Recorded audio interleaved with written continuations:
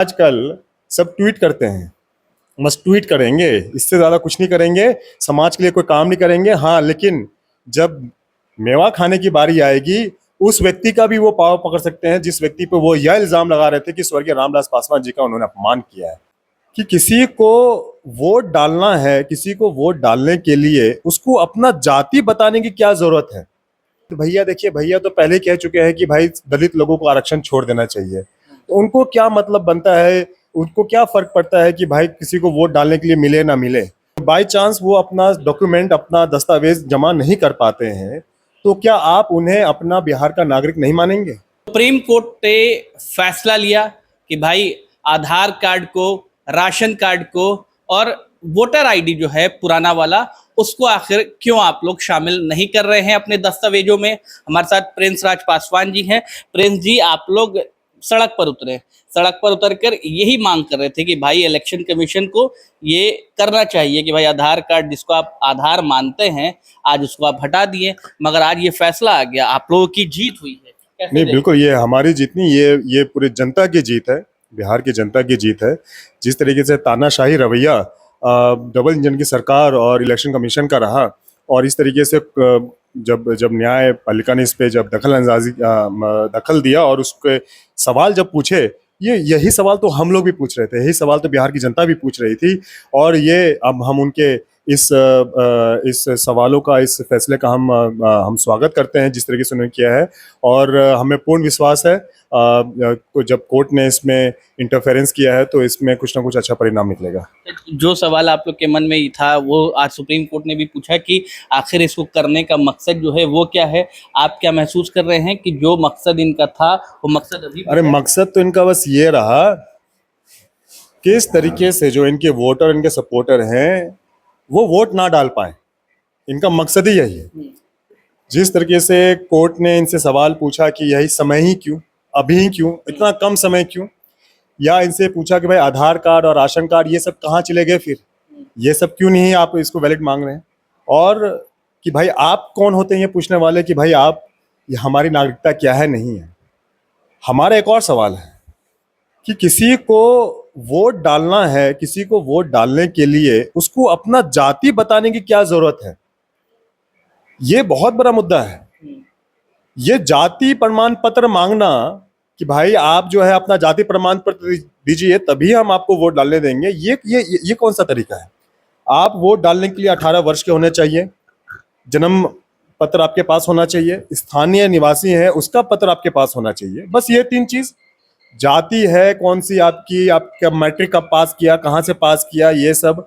एक और सवाल हम जानना चाहते हैं, किसी कारणवश जिस तरीके से हमारे कई भाई, हमारे नागरिक जो हैं बिहार प्रदेश के, वो करोड़ों की संख्या में बाहर दूसरे से प्रदेश में जाके काम करते हैं, और प्रदेश में भी कई ऐसा वर्ग है जो कि मजदूर हैं, दिन को निकलते हैं मजदूरी के लिए और शाम को पैसा कमा के अपना पेट पालते हैं।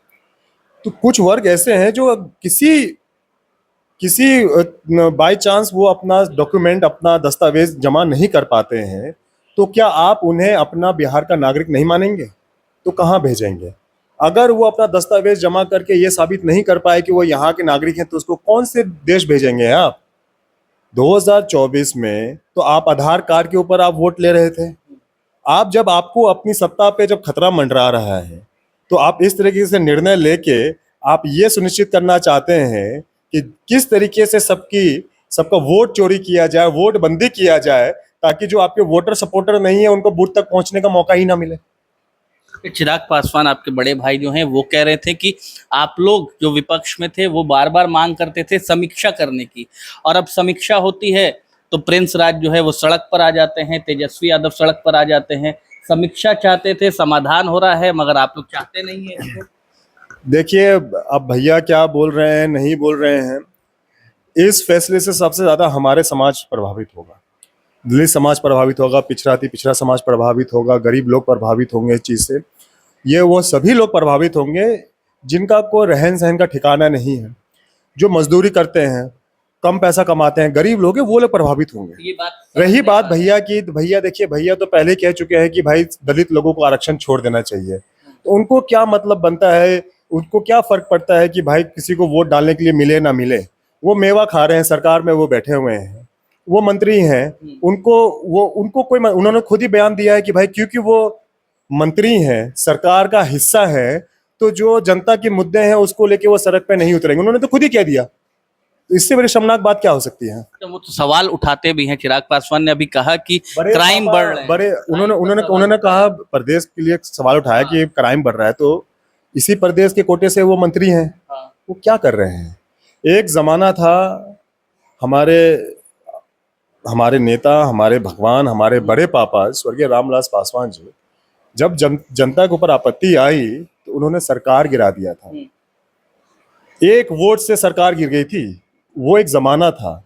लेकिन आजकल सब ट्वीट करते हैं, बस ट्वीट करेंगे, इससे ज्यादा कुछ नहीं करेंगे, समाज के लिए कोई काम नहीं करेंगे। हाँ, लेकिन जब मेवा खाने की बारी आएगी, उस व्यक्ति का भी वो पाव पकड़ सकते हैं जिस व्यक्ति पे वो यह इल्जाम लगा रहे थे कि स्वर्गीय रामविलास पासवान जी का उन्होंने अपमान किया है। तो इससे ज्यादा शर्मनाक बात नहीं हो सकती। आप छोटे भाई हैं उनके, क्या आप चाहते हैं कि वो अपने पिताजी की तरह हिम्मत दिखाएं और इस्तीफा दे देना चाहिए जब बिहार में हमारे चाहने ना चाहने से वो क्या करेंगे?